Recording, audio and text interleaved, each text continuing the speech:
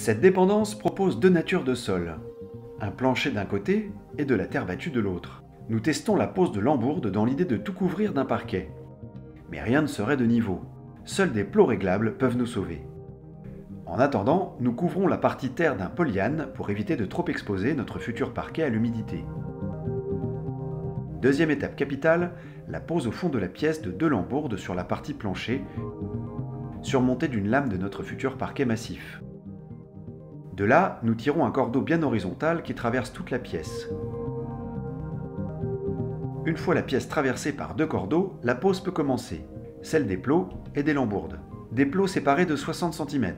Petite astuce, nous avons préparé deux lithos étalons qui permettent de garder l'écart de 40 cm entre chaque ligne de lambourde. Une lame de plancher est posée de temps à autre pour vérifier avec les cordeaux que nous sommes à la bonne hauteur. Un niveau réglable en vissant ou dévissant les plots. Quand nous atteignons la zone plancher, plus besoin de plots.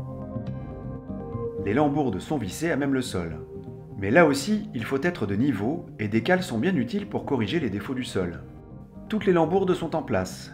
Alors nous les recouvrons d'une bande en mousse acoustique anti-choc. Cette bande résiliente adhésive est très pratique pour atténuer le choc bois contre bois et donc le bruit des pas. Reste à poser une isolation. Ici, de la vermiculite, matériau naturel et léger à base de silicate. La première lame est posée au milieu le long d'une règle bien droite. En général, on commence contre un mur quand justement il est droit, mais ici ce n'est pas le cas. La pose s'effectuera donc à droite et à gauche de notre axe central. Comme deux natures de sol peuvent réagir différemment, vous devez donc prévoir un joint de dilatation entre les deux zones.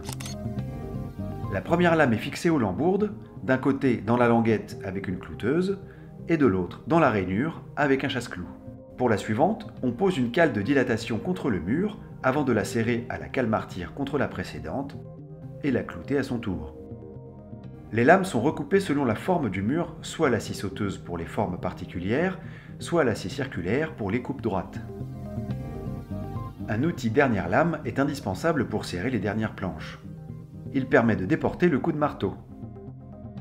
Ce parquet est une bonne base pour imaginer la suite.